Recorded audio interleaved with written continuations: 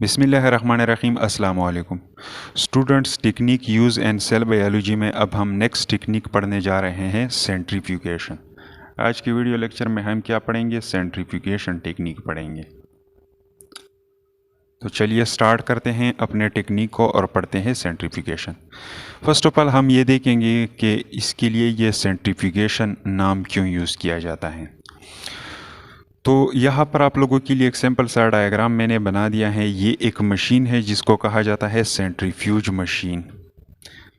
तो इस टेक्निक में ये मशीन इस्तेमाल होता है, इस मशीन के ज़रिए ये टेक्निक परफॉर्म किया जाता है, इसलिए इसका नाम रखा गया है सेंट्रीफ्यूगेशन।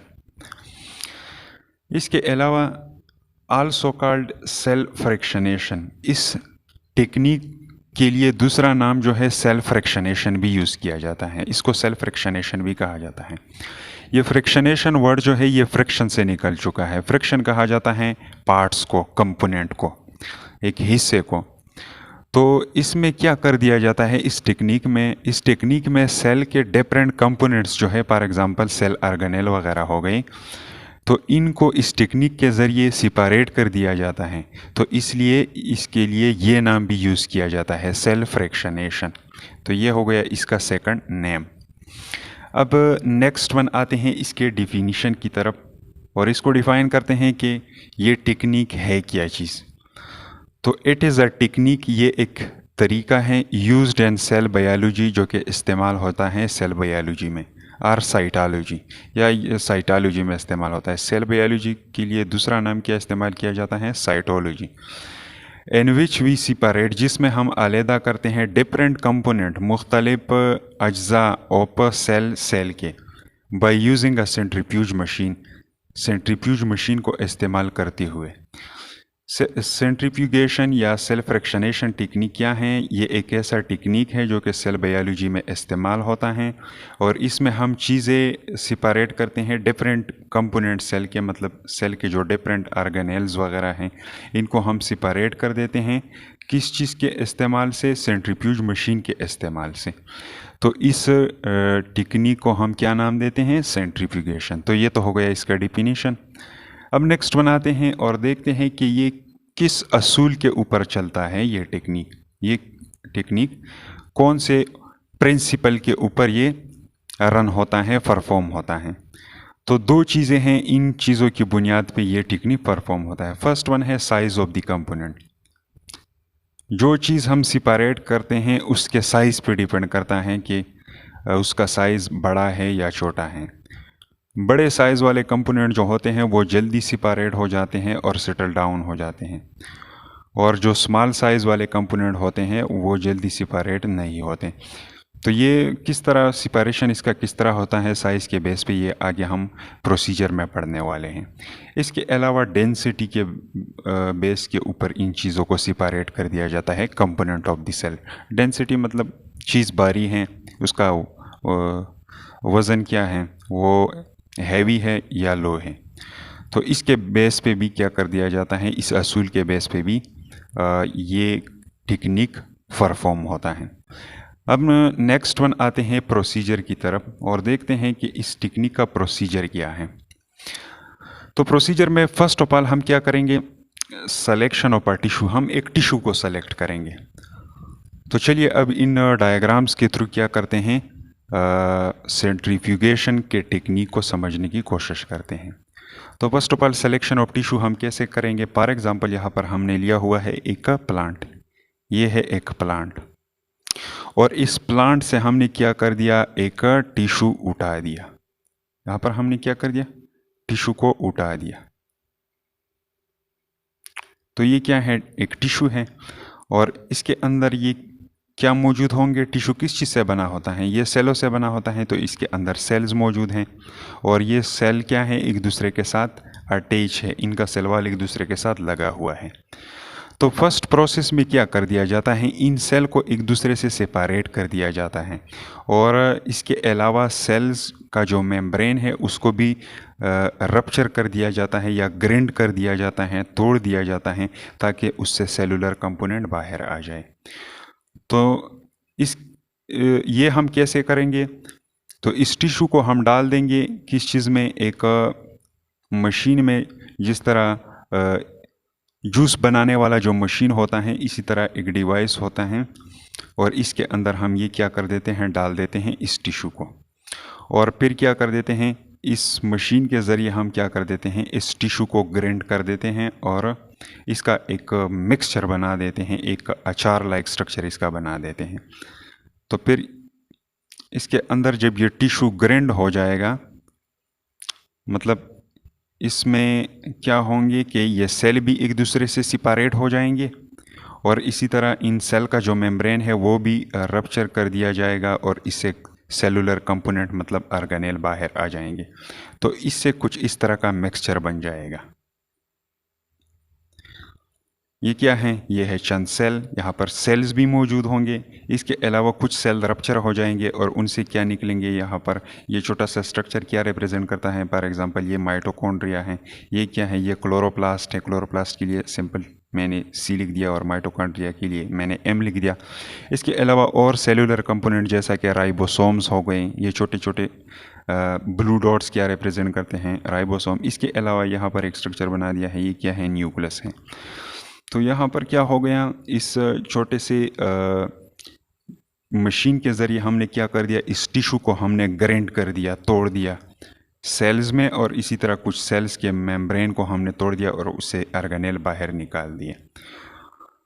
तो ये मिक्सचर जो यहाँ पर मौजूद है, इसको हम क्या करेंगे, एक ट्यूब के अंदर डाल देंगे।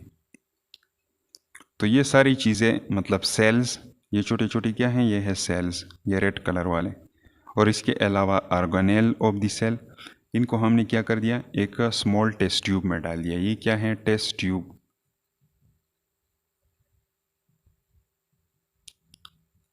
अच्छा, तो ये चीज़ें हमने टेस्ट ट्यूब में डाल दिए। तो अब इन चीज़ों का ये मिक्सचर जो है, इस पूरे मिक्सचर को कहा जाता है होमोजीनेट। ये मिक्सचर क्या कहलाता है, होमोजीनेट। होमोजीनेट इसको कहा जाता है, इस पूरे मिक्सचर को, जिसके अंदर सेल्स भी मौजूद हैं और इसके अलावा सेल के ऑर्गेनेल्स वगैरह भी मौजूद हैं। और इस पूरे प्रोसेस को यहाँ से लेकर मतलब टिश्यू को इसके अंदर, इस मशीन के अंदर डालना और फिर इसको ग्राइंड कर देना इसी तरह और इससे होमोजीनेट बनाना, इस पूरे प्रोसेस को कहा जाता है होमोजीनाइजेशन।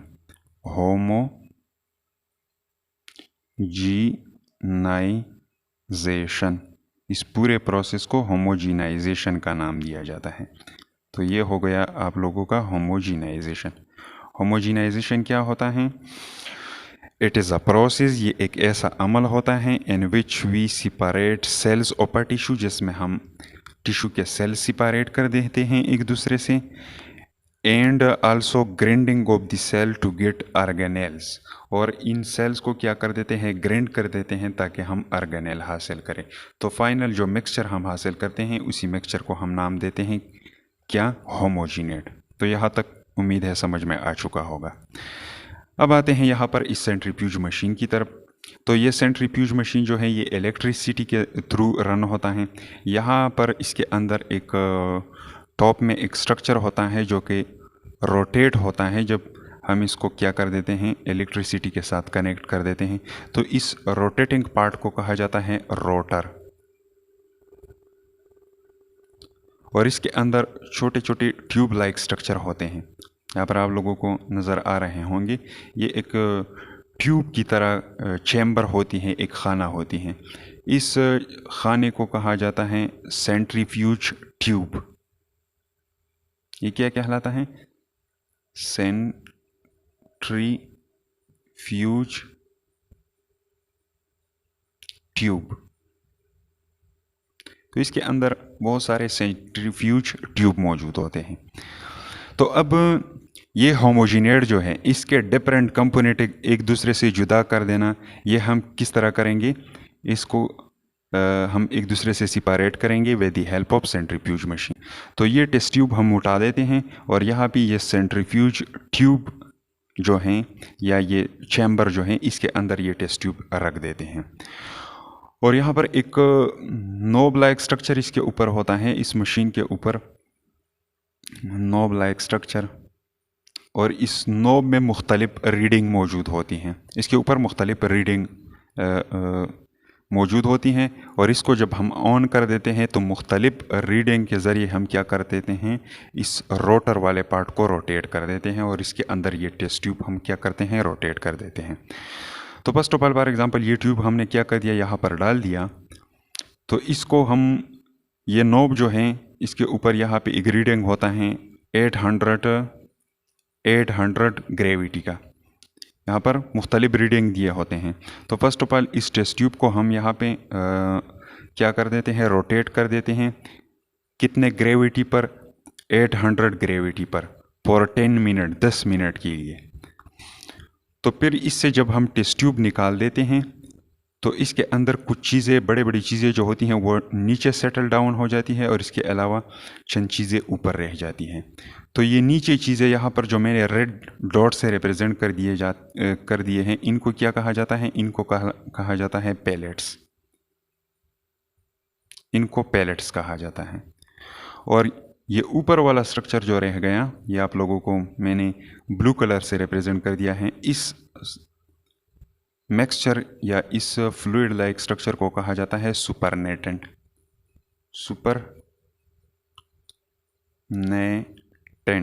इसको सुपरनेटेंट कहा जाता है।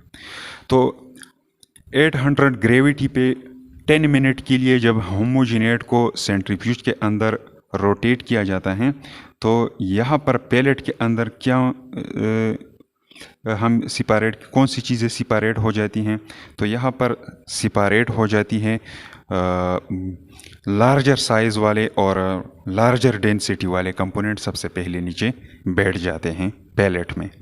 तो इस पैलेट में क्या मौजूद होते हैं, न्यूक्लियाई मौजूद होते हैं। न्यूक्लियाई मतलब न्यूक्लियस वगैरह जो हैं ये हैवियर होता है, साइज़ में भी बड़ा होता है, इसका डेंसिटी भी ज़्यादा होता है, तो ये नीचे बैठ जाता है। और इसके अलावा नेक्स्ट क्या बैठ जाता है, यहाँ पर कुछ सेल्स वगैरह, सेल्स भी बैठ जाते हैं इसके अंदर, अगर सेल्स मौजूद हो तो वो भी बैठ जाते हैं। और इसके अलावा सेलुलर डेब्रिज जो हैं, सेलुलर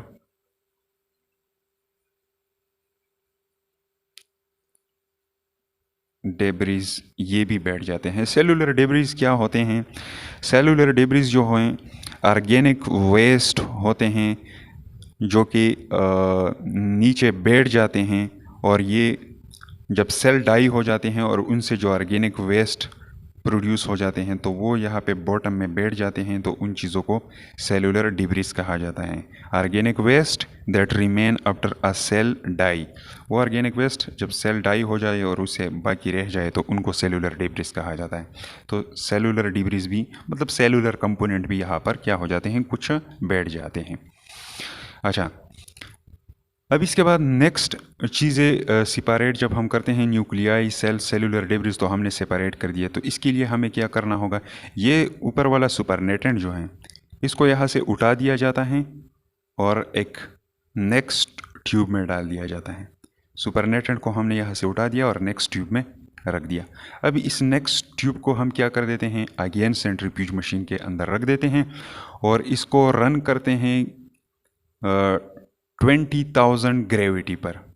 क्या करते हैं, 20,000 ग्रेविटी पर हम 15 मिनट के लिए क्या कर देते हैं, रोटेट कर देते हैं इस सुपरनेटेंट को।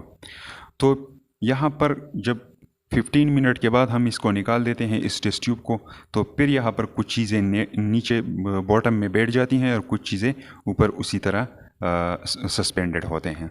तो यहाँ पर अगेन ये क्या कहलाता है, ये चीज़ें जो बैठ गए इनको पैलेट्स कहा जाता है। ये हो गया पैलेट।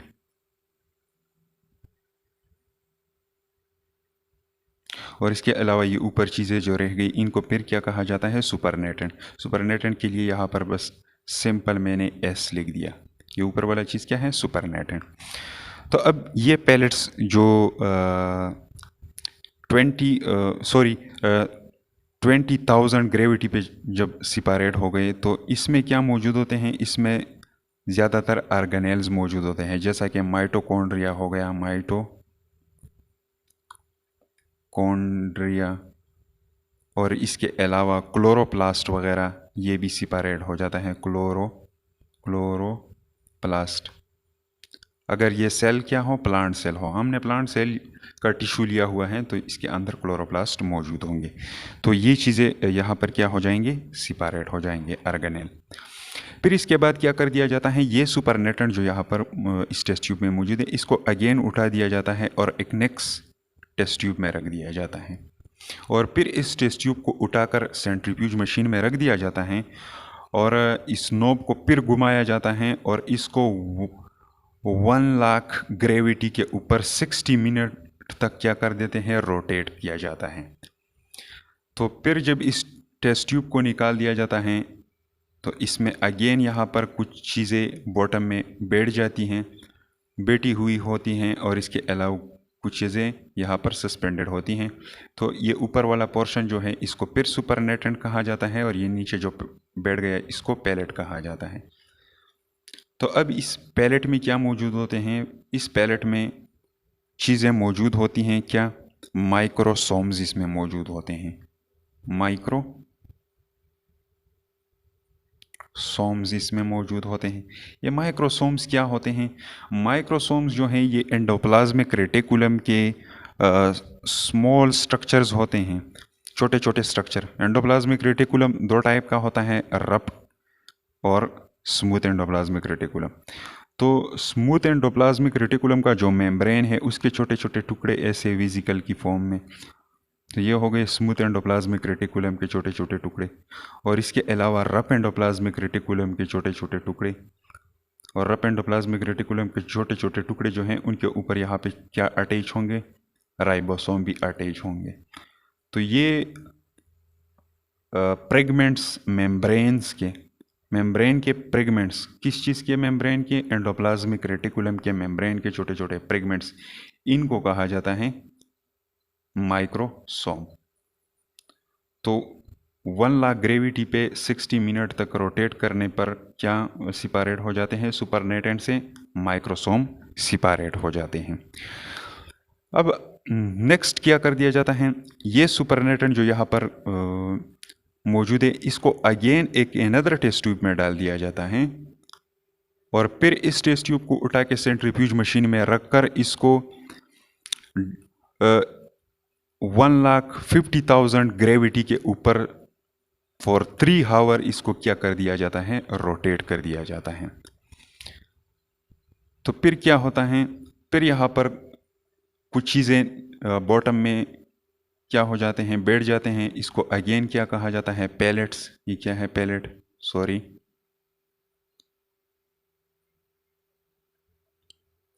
पैलेट नीचे बैठ जाएंगे, और इसके अलावा ये ऊपर जो रह जाएगा ये क्या होगा, ये होगा सुपरनेटेंट।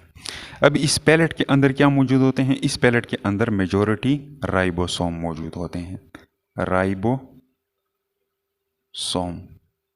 इसके अंदर राइबोसोम्स मौजूद होते हैं।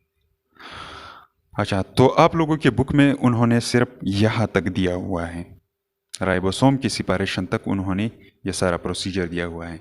अगर आप लोग चाहते हैं और इससे छोटे साइज़ वाले मॉलिक्यूल को अगर आप लोग सिपारेट करना चाहें तो ये सुपरनेटेंट जो है आगे एक टेस्ट ट्यूब में डाल दें और इसको फिर सेंट्रीफ्यूज मशीन में रख दें, तो इससे और छोटे मॉलिक्यूलर साइज़ वाले कंपोनेंट भी आप लोग क्या कर सकते हैं, सिपारेट कर सकते हैं। लेकिन आप लोगों के बुक में सिर्फ यहाँ तक मौजूद है तो हम सिर्फ यहाँ तक ही डिस्कस करेंगे। अच्छा, तो ये हो गया इसका पूरा प्रोसीजर।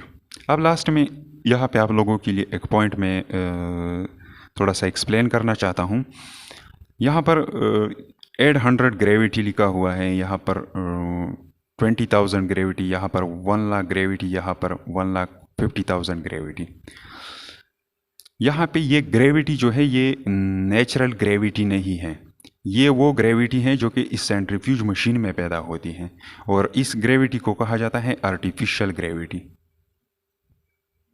Artificial gravity.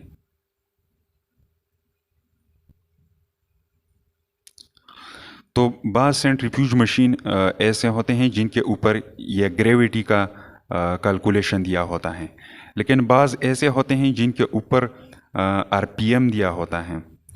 आरपीएम क्या होता है, रिवोल्यूशन पर मिनट। मतलब ये सेंट्रीफ्यूज मशीन अगर हम इस पॉइंट पे रखेंगे तो ये पर मिनट कितने रिवोल्यूशन करेगा, मतलब इसका ये मोटर क्या रोटर क्या करेगा, ये कितना रिवोल्यूशन करेगा। तो बस सेंट्रीफ्यूज मशीन के ऊपर ये लिखा होता है। तो अब यहाँ पर ये ग्रेविटी जो दिया हुआ है आर्टिफिशियल ग्रेविटी, अगर आप लोग इसे आरपीएम लिखना आरपीएम कैलकुलेट करना चाहते हो तो इसके लिए एक फार्मूला है। इस फार्मूले के ज़रिए आप लोग इस ग्रेविटी से आरपीएम भी निकाल सकते हो। तो वो फार्मूला क्या है आप लोगों के लिए यहाँ पे मैं मेंशन कर देता हूँ। वो फार्मूला है आरपीएम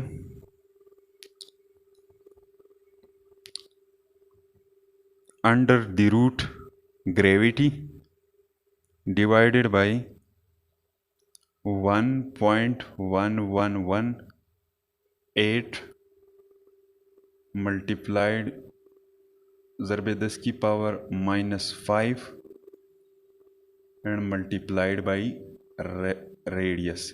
ये रेडियस क्या होता है, ये रेडियस इस रोटर का होता है, मतलब इसके सेंट्रल पॉइंट से टेस्ट ट्यूब तक सेंट्रीफ्यूज ट्यूब तक कितना फासला है, ये रेडियस इसके लिए होता है, इसकी वैल्यू के लिए होता है।